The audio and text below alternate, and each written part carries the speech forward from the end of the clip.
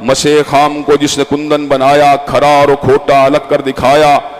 حضرت رسول اللہ صلی اللہ علیہ وسلم اللہ تعالیٰ کے حکم سے ایسی کتاب کو لے کے آئے جو انقلاب آفری تھی، جس کے اندر حکمت، دانائی اور فصاحت و بلاغت کا سمندر تھا۔ حضرات گرامی قدر، پہلی دلیل یہ ہے کہ حضرت رسول اللہ صلی اللہ علیہ وسلم آج سے پہلے نہ لکھتے تھے نہ پڑھتے تھے۔ دوسری دلیل اس کی یہ ہے کہ حضرات گرامی قدر امتداد زمانہ کے ساتھ، گردش دورہ کے ساتھ، وقت کے بیت جانے کے ساتھ ہر زبان میں تغیر رونما ہوتا ہے، ہر کتاب کی ایڈیٹنگ ہوتی ہے، ہر کتاب کی ریویژن ہوتی ہے۔ حضرات گرامی قدر، اگر آپ سائنس کے طالب علم ہوں تو آپ کو اس بات کا پتہ ہوگا کہ میکینیکل انجینئرنگ ہو یا سول انجینئرنگ ہو یا الیکٹریکل انجینئرنگ ہو، ہر 2-3 سال کے بعد آکسفورڈ سے چھپنے والی کتابیں ہوں یا انڈیا سے چھپنے والی کتابیں، ان کے نئے ریوائزڈ ایڈیشن مارکیٹ میں آتے ہیں تاکہ لوگوں کو یہ بات بتلائی جائے کہ کتاب کے اندر تھیوریز کی اپڈیشن کی وجہ سے یا فارمولاز کی اپڈیشن کی وجہ سے یا کتاب کو کمپریہنسو بنانے کے لیے یا کتاب کے بینیفٹس میں اضافہ کرنے کے لیے اس کو ریوائز کر دیا گیا ہے۔ حضرات گرامی قدر، یہی معاملہ دنیا مذہب کے اندر باقی تمام کتابوں کا بھی ہے۔ بائبل کے نئے ریوائزڈ ایڈیشن ہر 2-3 سال کے بعد منظر عام کے پر آتے رہتے ہیں، جن کے اوپر یہ بات لکھی ہوتی ہے نیو ریوائزڈ ایڈیشن، کہ بائبل کا یہ نیا ریوائزڈ ایڈیشن ہے۔ حضرات گرامی قدر، کلام اللہ کا ہوتا ہے لیکن مخلوق اس کی ایڈیٹنگ کو کر رہی ہوتی ہے۔ لیکن یہ معاملہ قرآن مجید کے ساتھ نہیں ہے۔ انا نحن نزلنا الذکر وانا لہ لحافظون کا اعلان پروردگار عالم نے فرما دیا۔ حضرات گرامی قدر، اب عالم یہ ہے کہ سورہ الحمد سے لے کے الناس تک قرآن مجید کے کسی لفظ کے اندر، کسی حرف کے اندر، کسی جملے کے اندر، کسی زبر کے اندر، کسی زیر کے اندر کوئی تغیر رونما نہیں ہوا۔ حضرات گرامی قدر، آپ اس بات کا مشاہدہ کر سکتے ہیں کہ یہ دور چیٹنگ کا دور ہے، بددیانتی کا دور ہے، جھوٹ کا دور ہے، فراڈ کا دور ہے۔ آج پھل لینے جاؤ دکھاتے اور ہیں، ڈالتے اور ہیں۔ آج سونا لینے جاؤ، سونے میں کھوٹ کو ملا دیا جاتا ہے۔ کپڑا لینے جاؤ، کپڑا دکھایا اور جاتا ہے، دیا اور جاتا ہے۔ پلاٹ لینے جاؤ، پلاٹ کی ڈائمنشن دیکھنے میں اور ہوتی ہے، بتانے میں اور ہوتی ہے، ٹریڈ میں اور ہوتی ہے۔ حضرات گرامی قدر، اس سارے سینیریو کے اندر جب میں قرآن مجید کو محفوظ اور غیر مبدل دیکھتا ہوں، غیر محرف دیکھتا ہوں، تو مجھے یہ بات سمجھ میں آتی ہے کہ اس کے محفوظ ہونے کے پس منظر میں انسانی کاوشیں شامل نہیں، بلکہ انا نحن نزلنا الذکر وانا لہ لحافظون کا اعلان اس بات کو انڈیکیٹ کر رہا ہے کہ یقیناً قرآن مجید کو رب تعالیٰ نے نازل کیا اور وہی اس کی حفاظت کرنے والا ہے۔ اور حضرات گرامی قدر، حفاظت کا ایک یونیک طریقہ اختیار کیا گیا۔ سابقہ کتابوں کو لکڑی کی چھالوں پہ لکھا گیا، چمڑے کی پشتوں پہ لکھا گیا، سنگ مرمر کی سلوں پہ لکھا گیا، لیکن جب کلام اللہ کی باری آئی، پروردگار عالم نے اس امر کا اعلان فرما دیا، بل ہوا آیات بینات فی صدور الذین اوتوا العلم، کہ ہم نے اس کتاب کی حفاظت کے لیے فقط مردہ کاغذوں کو نہیں چنا، فقط ٹینجیبل پتھروں کو نہیں چنا، فقط حصی اعتبار سے لکڑی کی چھالوں کو نہیں چنا، بلکہ بل ہوا آیات بینات فی صدور الذین اوتوا العلم، چونکہ یہ زندہ رہنے والی کتاب ہے اس لیے ہم نے اس کی حفاظت کے لیے زندہ انسانوں کے دھڑکتے ہوئے دلوں کو منتخب فرما لیا ہے۔ حضرات گرامی قدر، مجھے انگلش لٹریچر کو پڑھنے کا موقع ملا، اردو لٹریچر کو پڑھنے کا موقع ملا۔ میں نے اورینٹل کالج کے اندر ایک بھی پورے کے پورے کلام اقبال کے حافظ کو نہیں دیکھا۔ میں نے انگریزی زبان کے اندر ایک بھی شیکسپیئر کے حافظ کو نہیں دیکھا، لیکن کلام اللہ کی جب باری آتی ہے تو شیخ القرآن کی بات نہیں، شیخ الحدیث کی بات نہیں، شیخ التفسیر کی بات نہیں، امام العصر کی بات نہیں، علامہ دورہ کی بات نہیں۔ میں نے 8-8 9-9 سال کے بچوں کے قلب کے اندر اس قرآن کو اترتے ہوئے دیکھا۔ جب میں نے ان کے سینوں میں اس کو چلتے ہوئے دیکھا تو میں سمجھ گیا، بل ہوا آیات بینات فی صدور الذین اوتوا العلم، کہ اللہ تبارک و تعالیٰ نے اس کتاب کی حفاظت کے لیے جو طریقہ اختیار کیا ہے وہ طریقہ تمام کتابوں کی حفاظت سے جدا ہے۔ حضرات گرامی قدر، اسی طرح جب میں قرآن مجید کے اوپر غور کرتا ہوں، اس کی معرفت کو حاصل کرنے کی کوشش کرتا ہوں، اس کے مضامین کو دیکھتا ہوں، اس کے اندر موجود عناوین کو دیکھتا ہوں، اس کے متون کو دیکھتا ہوں، تو میں یہ بات سمجھ جاتا ہوں کہ حضرات گرامی قدر یہ کائنات کی وہ واحد کتاب ہے جس کے اندر کوئی داخلی تضاد نہیں، کوئی انٹرنل کنفلکٹ نہیں ہے۔ اس کی وجہ یہ ہے داخلی تضاد اس کتاب میں ہوتا ہے۔ جس کتاب کو لکھنے والا عقل کے اعتبار سے ارتقاء کے مراحل کو طے کر رہا ہوتا ہے، جب میں حضرت اقبال کے کلام کو پڑھتا ہوں تو مجھے اس کے اندر مختلف ادوار نظر آتے ہیں۔ کبھی وہ پین اسلامزم کی بات کرتے ہوئے نظر آتے ہیں، کبھی وہ جدا گانا مسلم وطن کی بات کرتے ہوئے نظر آتے ہیں، کبھی وہ جمہوریت کی مخالفت کرتے ہوئے نظر آتے ہیں، تو کبھی وہ جمہوریت اور بادشاہی نظام کو اسلام کے ساتھ جوڑتے ہوئے نظر آتے ہیں۔ حضرات گرامی قدر علامہ اقبال کی سوچ و فکر کے تغیر کو دیکھ کر، تبدل کو دیکھ کے اس بات کو جانچنا کچھ مشکل نہیں کہ حضرت علامہ جو حکمت اور علم سے منور ہوتے چلے گئے، آپ کے اسالیب میں، آپ کی سوچ و فکر میں، آپ کے انداز بیان میں، آپ کی شاعری کے اندر بھی انقلاب آفرینی بڑھتی چلی گئی۔ لیکن حضرات گرامی قدر جب میں قرآن کو دیکھتا ہوں تو میں سمجھ جاتا ہوں کہ اس کے اندر داخلی تضاد اس لیے نہیں ہے کہ یہ اس حکیم و دانا کی کتاب ہے جس کی عقل نے ارتقاء کے مراحل کو طے نہیں کرنا، جو ہر اعتبار سے حکیم ہے، جو ہر اعتبار سے حمید ہے۔ پھر مجھے یہ بات سمجھ میں آتی ہے کہ اللہ تبارک و تعالیٰ نے چیلنج کیا اور بات کہی، کمال بات کہی، افلا یتدبرون القرآن افلا یتدبرون القرآن ولو کان من عند غیر اللہ لوجدوا فیہ اختلافا کثیرا۔ یہ قرآن مجید کے اوپر کیوں غور نہیں کرتے؟ اگر یہ قرآن کے اوپر غور کریں تو ان کو یہ بات سمجھ میں آ جائے کہ اس قرآن مجید کے اندر کوئی داخلی تضاد نہیں ہے۔ ولو کان من عند غیر اللہ، اگر یہ غیر خدا کا کلام ہوتا، اگر یہ غیر پروردگار کا کلام ہوتا، اگر یہ غیر الہ کا کلام ہوتا تو اس کے اندر بڑا داخلی تضاد نظر آتا۔ حضرات گرامی قدر اس کے داخلی تضاد سے پاک ہونا اس امر کے اوپر دلالت کرتا ہے یہ مخلوق کا کلام نہیں بلکہ منزل من اللہ کلام ہے۔ حضرات گرامی قدر قرآن مجید کے منزل من اللہ ہونے کے اوپر جب میں غور کرتا ہوں تو مجھے یہ بات بھی سمجھ میں آتی ہے کہ کائنات کی ہر کتاب کی مثل اس سے بہتر، اس کے ہم پلہ، اس کے جوڑ، اس کے ٹکر کی کتاب کو لکھا گیا۔ لیکن حضرات گرامی قدر قرآن مجید نے جگہ جگہ اس بات کا دعویٰ کیا فَلْيَأْتُوا بِحَدِيثٍ مِثْلِهِ إِن كَانُوا صَادِقِينَ۔ اگر یہ اس کو غیر اللہ کا کلام سمجھتے ہیں تو میں ان کو پنچالی دیتا ہوں کہ یہ اس کلام جیسا کلام لے کے آئیں اگر یہ سچے ہیں۔ حضرات گرامی قدر اس بات کا اعلان فرما دیا وَإِن كُنتُمْ فِي رَيْبٍ مِّمَّا نَزَّلْنَا عَلَىٰ عَبْدِنَا فَأْتُوا بِسُورَةٍ مِّن مِّثْلِهِ وَادْعُوا شُهَدَاءَكُم مِّن دُونِ اللَّهِ إِن كُنتُمْ صَادِقِينَ۔ اگر انہیں میرے بندے کے قلب کے اوپر نازل ہونے والی کتاب کے اوپر شک ہے، فَأْتُوا بِسُورَةٍ مِّن مِّثْلِهِ، تو اس کی ایک سورت جیسی سورت کو لے کے آئیں۔ اور اگر یہ اس کی سورت جیسی سورت کو لے کے نہیں آ سکتے، فَإِن لَّمْ تَفْعَلُوا وَلَن تَفْعَلُوا فَاتَّقُوا النَّارَ الَّتِي وَقُودُهَا النَّاسُ وَالْحِجَارَةُ۔ اور اس کی سورت جیسی سورت کو نہیں لے کے آ سکتے اور ہرگز نہیں لے کے آ سکتے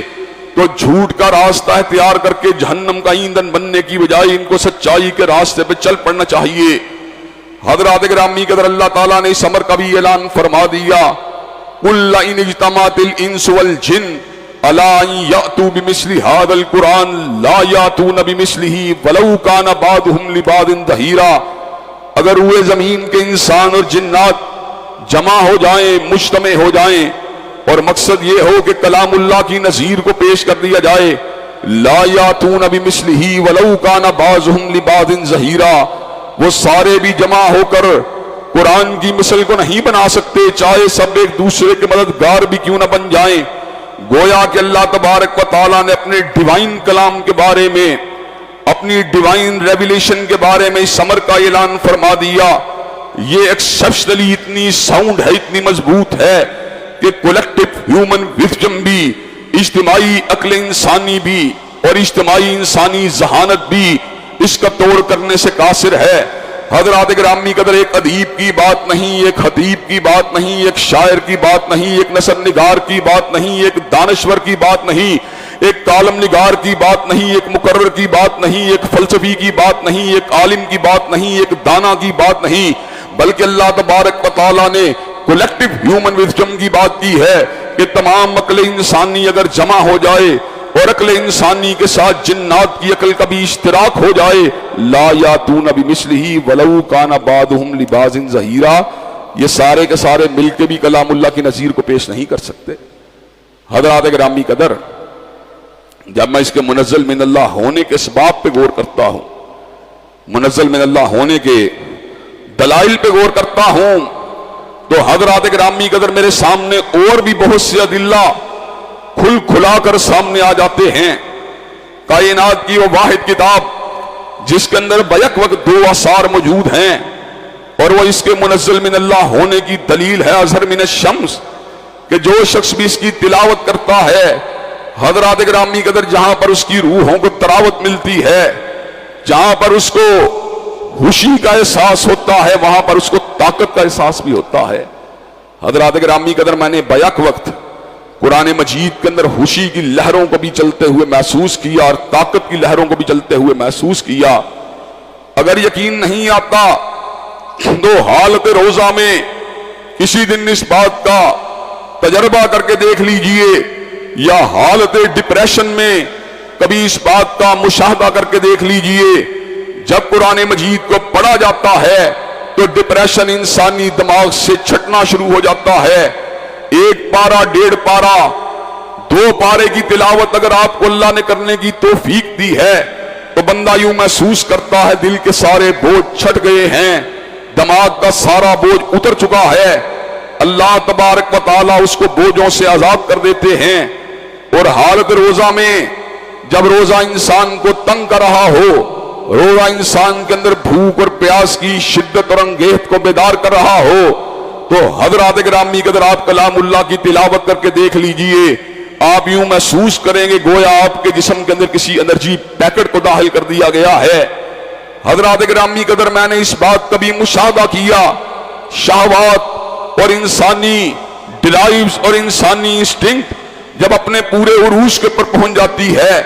اور انسان اپنی جبلت کے مقابلے کے پر اپنے آپ کو ڈولتا ہوا محسوس کرتا ہے، رب قدیر کی قسم ہے ایسے عالم کے اندر اس کو پناہ کسی غلط ڈائیس کے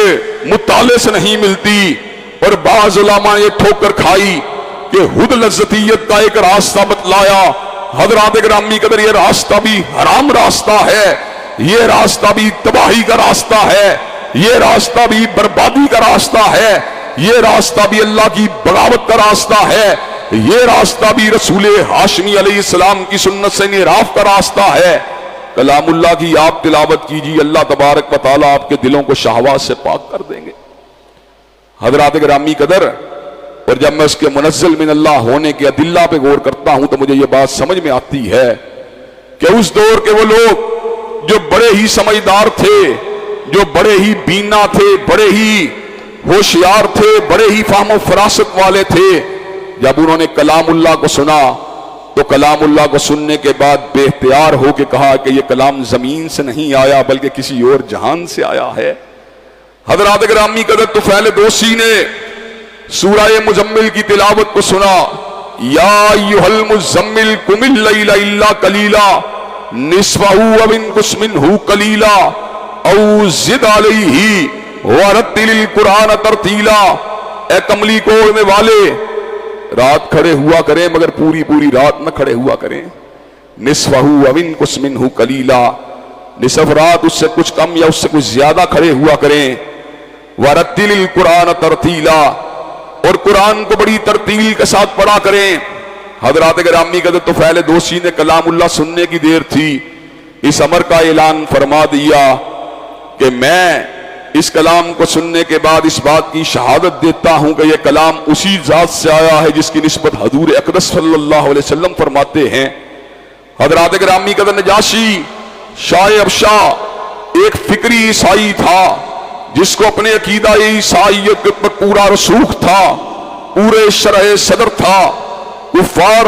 مسلمانوں کا تعاقب کرتے ہوئے جب سرزمین حبشہ کے اوپر پہنچے تو نجاشی کو ورگلانے کے لیے یہ بات کہی کہ یہ ہمارے بتوں کے منکر نہیں ہیں بلکہ آپ کے جناب عیسیٰ علیہ السلام کے بھی منکر ہیں۔ حضرات گرامی قدر، نجاشی کے لیے بات ناقابل قبول تھی کہ کوئی حضرت عیسیٰ علیہ السلام کی توہین کا ارتکاب کرے، کوئی ان کی اہانت کا ارتکاب کرے۔ بے چین ہوا، بے قرار ہوا، حضرات صحابہ کرام رضوان اللہ علیہم اجمعین کے وفد کو طلب کیا۔ حضرت جعفر طیار رضی اللہ تعالیٰ عنہ اس وفد کے سر خیل تھے۔ آپ نجاشی شاہ حبشہ کے سامنے آتے ہیں۔ نجاشی نے کہا آپ کے بارے میں کیا بات سنی ہے کہ آپ نے اپنے دین سے نہ صرف انحراف کیا ہے بلکہ آپ تو سیدنا عیسیٰ کے بارے میں بھی غلط عقیدہ رکھتے ہیں۔ حضرات گرامی قدر، یہ بات سننے کی دیر تھی، سیدنا جعفر طیار کے دل میں خیال آیا اگر میں نے یہ بات کہی کہ حضرت عیسیٰ علیہ السلام اللہ کے بیٹے ہیں تو اس سے ایمان جاتا ہے، اور اگر یہ بات کہی کہ اللہ تعالیٰ کے بیٹے نہیں ہیں تو اس سے نجاشی غصے میں آتا ہے۔ کیوں نہ اس کے سامنے ان آیات کی تلاوت کی جائے جن میں ولادت مسیح کا ذکر ہے۔ ولادت مسیح والی آیات کو پڑھا۔ سیدہ مریم اپنی جھولی مبارک کے اندر سیدنا عیسیٰ کو اٹھائے ہوئے آئیں۔ بستی والوں نے کہا یا اخت ہارون ما کان ابوک امرا سوء وما کانت امک بغیہ، اے ہارون کی بہن عمران کی بیٹی، نہ تیرا باپ برا آدمی تھا نہ تیری ماں نے خیانت کی تھی۔ فاشارت الی، اپنی انگلی کا اشارہ سیدنا عیسیٰ کی طرف فرما دیا۔ کہا کیف نکلم من کان فی المہد صبیا، ہم اس سے کیسے کلام کریں جسے بھی جھولنا نہیں آتا۔ حضرات گرامی قدر، اللہ تبارک و تعالیٰ نے سیدنا مسیح علیہ السلام کو جھولی مریم کے اندر قوت گویائی سے سرفراز فرما دیا، اپنی ماں کی طہارت کا دفاع کیا اور کمال کیا۔ کہا انی عبد اللہ آتانی الکتاب وجعلنی نبیا، اور میری ماں کی طہارت پہ شک کرنے والوں اور میرے بن باپ کے پیدا ہونے کی وجہ سے شکوک و شبہات کا شکار ہونے والوں، انی عبد اللہ آتانی الکتاب وجعلنی نبیا، میں اللہ کا بندہ ہوں اور اللہ تعالیٰ نے مجھے نبوت بھی دی ہے اور کتاب بھی دی ہے۔ حضرات گرامی قدر، نجاشی شاہ حبشہ نے الفاظ سنے، آنکھوں سے آنسوؤں کی جھڑیاں لگ گئی۔ کہا کہ یہ کلام جس کی تم نے تلاوت کی ہے اور اس کے اندر سیدنا عیسیٰ علیہ السلام کا ذکر کیا ہے، نہ سیدنا عیسیٰ علیہ السلام تنکے کے برابر اس میں بیان کردہ حقائق سے بڑھ کر ہے، نہ تنکے کے برابر ان میں بیان کردہ حقائق سے کم ہیں۔ حضرات گرامی قدر، حبشہ کی بادشاہت کو ٹچ کر دیا، حبشہ کی بادشاہت کے اوپر سمجھوتا کر لیا، حضرت رسول اللہ صلی اللہ علیہ وسلم کی غلامی مبارک کو اپنی پیشانی کا جومر بنا لیا، اپنے دل کی دھڑکن بنا لیا۔ حضرات گرامی قدر، اتنا پیار حضور سے کیا اور حضور اقدس نے پیار کا جواب اتنا بے مثال دیا کہ جب نجاشی کا انتقال ہوا تو غائبانہ نماز جنازہ کو ادا کر کے اپنے محب صادق کے لیے، مغفرت کے لیے اپنے لبوں سے الفاظ نکال کر اس بات کو ثابت کر دیا کہ جسے کملی والے سے پیار ہو، کملی والے بھی اس کی محبت کے اندر کمی نہیں کرتے۔ حضرات گرامی قدر، کلام اللہ منزل من اللہ ہونے کے اعتبار سے اللہ تبارک و تعالیٰ کی آخری کتاب ہے جس نے سابقہ کتابوں کی دعوت کو نہ صرف یہ کہ منسوخ کیا بلکہ ان کے اندر بیان کردہ جائز حقائق کی نگہبانی کی ہے۔ اور حضرات گرامی قدر، کلام اللہ کے اندر یہ انقلاب آفرین آثار موجود ہیں کہ اس نے فرد کی زندگی کے اندر بھی انقلاب کو پیدا کر دیا اور سماج کی زندگی کے اندر بھی انقلاب کو پیدا کر دیا، معیشت میں بھی انقلاب کو پیدا کر دیا، سیاسیات کے اندر بھی انقلاب کو پیدا کر دیا۔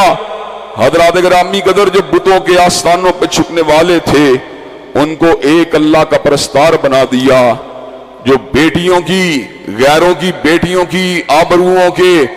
در پہ رہا کرتے تھے ان کو ان کی آبروؤں کا محافظ بنا دیا، جو شرابوں کے جام لڑایا کرتے تھے ان کو शब जिंदादार बना दिया। जो बात बे बात एक दूसरे की गर्दन को काटा करते थे, उनको आलाए कलीमतिल्लाह के लिए तलवार को चलाने वाला बना दिया। हज़रात गिरामी कदर, कलामुल्लाह की तिलावत ने, कलामुल्लाह के साथ तमस्सुक ने, कलामुल्लाह के साथ वाबस्तगी ने जजीरतुल अरब के अंदर एक ऐसे इनकिलाब को पैदा कर दिया कि जो इनकिलाब इतना हमागीर था, इतना आलमगीर था, इतना आफाकी था, इतना जामे था कि उसने फकत जजीरतुल अरब के अहवाल को नहीं बदला, जजीरतुल अरब के हालात को नहीं बदला, जजीरतुल अरब के मोतकदात को नहीं बदला, जजीरतुल अरब के आमाल को नहीं बदला, जजीरतुल अरब के उसलूब और मनहज को नहीं बदला,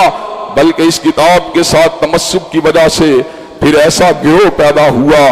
जो रातों को अल्लाह की इबादत करने वाला होता था और दिन के वक्त रोजों को रखने वाला होता था, जिनकी तलवारों ने, जिनकी तलवारें जिहाद ने इसरा की आतिशकदे को बुझा दिया, कलीसा की हैबत को मिटा दिया और पूरी दुनिया के ऊपर तौहीद के परचम को बुलंद बाला फरमा दिया, जिसने उनको इतना पवित्र बना दिया, इतना पकीज़ा बना दिया कि वो गैर औरत को छूना तो बड़ी दूर की बात है, उसकी तरफ निगाहों को तिरछा भी नहीं किया करते थे। हज़रात गिरामी कदर, और आज मैं इस मौके पर रमजान की इन घड़ियों के अंदर आप हज़रात से,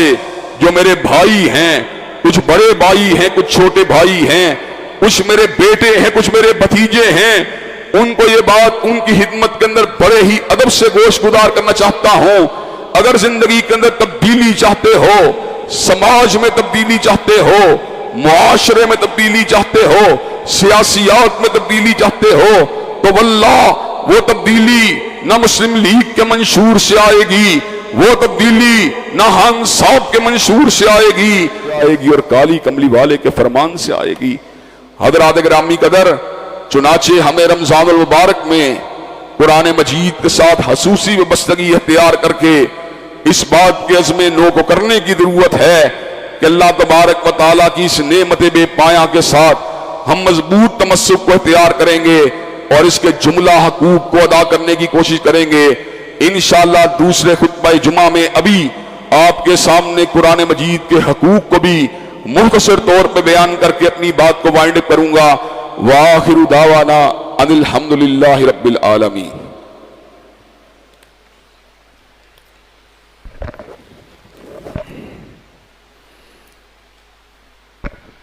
अल्हम्दुलिल्लाह नहमदुहु व नस्तईनुहु व नस्तगफिरुहु व नुमिनु बिही व नतवक्कलु अलैहि व नऊज़ु बिल्लाहि मिन शुरूरि अनफुसिना व मिन सय्यिआति अअमालिना मन यहदिहिल्लाहु फला मुज़िल्ल लहु व मन युज़लिलहु फला हादिय लहु व अशहदु अन ला इलाहा इल्लल्लाह व अशहदु अन्ना मुहम्मदन अब्दुहु व रसूलुहु अम्मा बाद फ़इन्न खैरल हदीस किताबुल्लाह व खैरल हदी हदी मुहम्मदिन सल्लल्लाहु अलैहि वसल्लम व शर्रुल उमूरि मुहदसातुहा व कुल्लु मुहदसतिन बिदअह व कुल्लु बिदअतिन ज़लालह व कुल्लु ज़लालतिन फिन्नार। हज़रात गिरामी कदर, पहले खुतबे में मैंने आप हजरात के सामने इस बात को वादे करने की कोशिश की है कि कुरान मजीद यकीनन मुनज़्ज़ल मिन अल्लाह है, यकीनन ये अल्लाह तबारक व तआला की किताब है। इसी निस्बत से कि ये अल्लाह तबारक व तआला की किताब है, इसके बहुत से हकूक हैं जो हम सबके ज़िम्मे वाजिबुल अदा हैं। इसका पहला हक हमारे ऊपर ये है कि हम सबका इसके ऊपर ईमान होना चाहिए। इसके ईमान का नतीजा क्या निकलता है? वल्लज़ीना आमनू व आमिलुस्सालिहात व आमनू बिमा नुज़्ज़िला अला मुहम्मद व हुवल हक़्क़ु मिर रब्बिहिम कफ़्फ़र अन्हुम सय्यिआतिहिम व अस्लहा बालहुम। इसका नतीजा ये निकलता है कि अल्लाह तबारक व तआला इंसानों की खताओं को मुआफ़ कर देते हैं, उनके मामलात को संवार देते हैं। इसका दूसरा हक़ हमारे ऊपर ये है कि हमें इसकी तिलावत करनी चाहिए। जो इसके एक हरफ की तिलावत करता है, अल्लाह तबारक व तआला उसके नामा अमाल में 10 नेकियों को दर्ज फरमा देते हैं। अलिफ लाम मीम ज़बान से निकलने की देर है, 30 नेकियां आपके नामा अमाल में दाखिल हो जाती हैं। इसका तीसरा हक़ हमारे ऊपर यह है कि हमें इसके मानी मफहूम को समझना चाहिए, इसके ऊपर तदब्बुर करना चाहिए। हज़रात गिरामी कदर, ईमान लाने वालों में से तिलावत करने वाले कम हैं और तिलावत करने वालों में से तदब्बुर करने वाले कम हैं। अल्लाह तबारक व तआला फरमाते हैं फला यतदब्बरून अल कुरान अम अला कुलूबिन अक़फ़ालुहा, ये कुरान के ऊपर क्यों तदब्बुर नहीं करते, क्या इनके दिल के पर ताले लगे हुए हैं। हज़रात गिरामी का इसके ऊपर तदब्बुर करने के बाद इसके ऊपर अमल करना जरूरी है। तदब्बुर करने वालों में से भी अमल करने वाले कम हैं। इसके मुताबिक अपनी जिंदगी को ढालना, इसको अपनी ज़ात के ऊपर इंप्लीमेंट करना, ये इंतहाई जरूरी है। बामल मुसलमान होने का तकादा ये है कि आप कलामुल्लाह के तालीमात के मुताबिक अपने आप को इस अंदाज में रंगें कि सिबगतल्लाह की तस्वीर नजर आए, ये गोया आपने अपने आप को अल्लाह तबारक व तआला के रंग में रंगा हुआ है। हज़रात गिरामी कदर, इसके ऊपर अमल करने के बाद इसकी दावत व तबलीग का काम करना चाहिए। बहुत से बामल मुसलमान तो नजर आएंगे, लेकिन कोई कारोबार में मशगूल, कोई मुलाजमत में मशगूल, कोई अयालदारी में मशगूल, इसकी दावत का काम करने वाले लोग कम हैं। हालांकि फरमाने मुबारक है बल्लिगू अन्नी वलू आया, चाहे एक आयत भी क्यों ना हो उसको आगे पहुंचाना चाहिए। हज़रात गिरामी कदर तबलीग करने वाले फिर भी मिल जाएंगे कि हर मस्जिद के अंदर कोई ना कोई हदीब मौजूद है, कोई ना कोई मुदर्रिस मौजूद है, लेकिन आखिरी हक उसको अदा करने वाले लोग बहुत ही कम हैं। पूरे मुआशरे के अंदर दो दो चार चार लोग इस कैटेगरी के नजर आते हैं जो अल्लाह तबारक व तआला के फजल करम से इसकी तबलीग के साथ साथ इसके कयाम की बात भी करते हैं, इसके निफाज की बात भी करते हैं। वगरना कोई मियाँ साहब के पीछे, कोई खान साहब के पीछे, कोई जरदारी के पीछे, कोई पार्टी के पीछे, कोई बरादरी के पीछे हजरात गिरामी कदर लोग समझते हैं शायद मईशत और इक्तसादियात का इनकलाब जभी आएगा जब हम दुनियादारों के साथ मिल जाएंगे। मैं उनको ये बात ज़िम्नी तौर पे बतला देना चाहता हूँ, अगर आज मुआशरे में कुरान का कानून आ जाए, वलौ अन्नहुम मकामुत तौरात वल इंजील वमा उनज़िला इलैहिम मिन रब्बिहिम